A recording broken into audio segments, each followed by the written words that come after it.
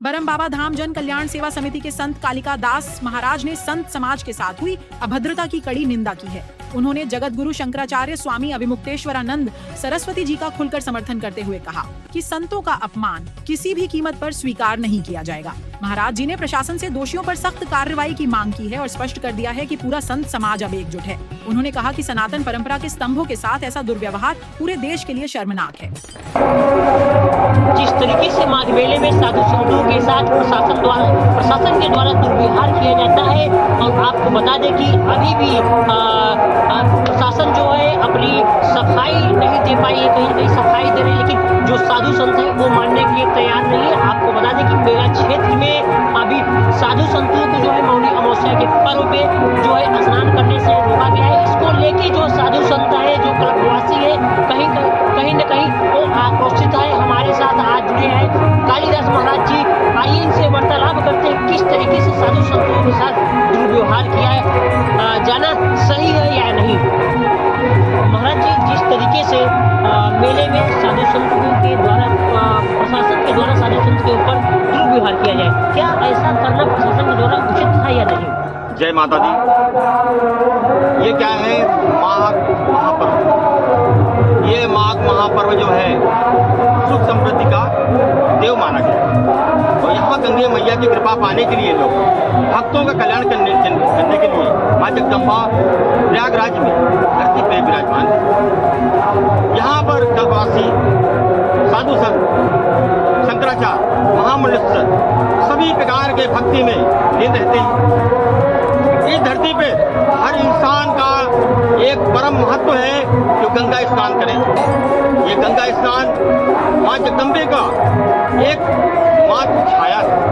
ये छाया को पाने के लिए हर बेटा चाहता है कि माँ जगदम्बे के शरण में जाऊं और गंगा स्नान करके अमृत पान कर सकूं। तो हमारे शंकराचार्य जी भी इस प्रयागराज नगरी में माँ से मिलने गंगा तट पर गए। गंगा तट पे अगर पहुंचे हैं तो शासन प्रशासन को उनको देखना चाहिए कि हमारे भगवान शंकराचार्य जी यहाँ पहुंचे हैं, तो हम इनको सही सलामत स्नान कराने के बाद उनके स्थान पर भेज दें। इसमें शासन गलत किया, क्योंकि धर्म के खिलाफ जो कार्य किया है ये अशोभनीय है।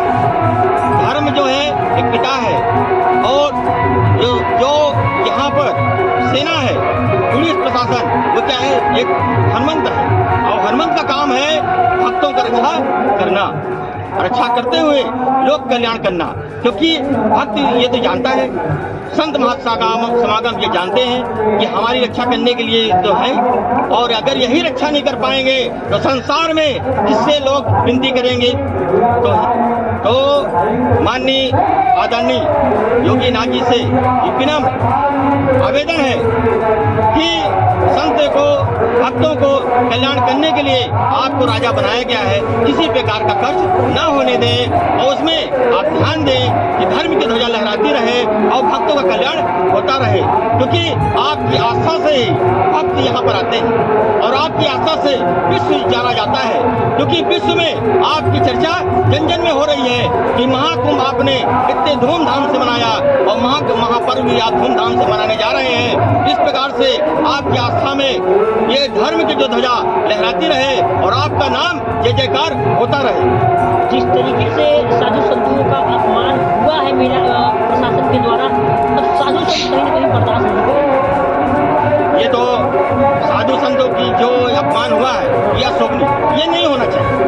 इसमें आप ये कह सकते हो कि महाराज 2 मिनट रुक जाओ, मैं आपकी व्यवस्था के लिए बना रहा हूँ और आपको गंगा स्नान कराऊंगा। लेकिन अगर किसी को अभद्र, उसको परेशान करके जीवन को आगे ले जाओगे, ये अशोभनीय, क्योंकि धर्म है।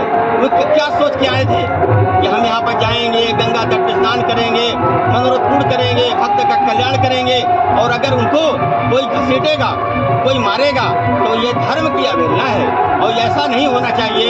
ये अशोभनीय है।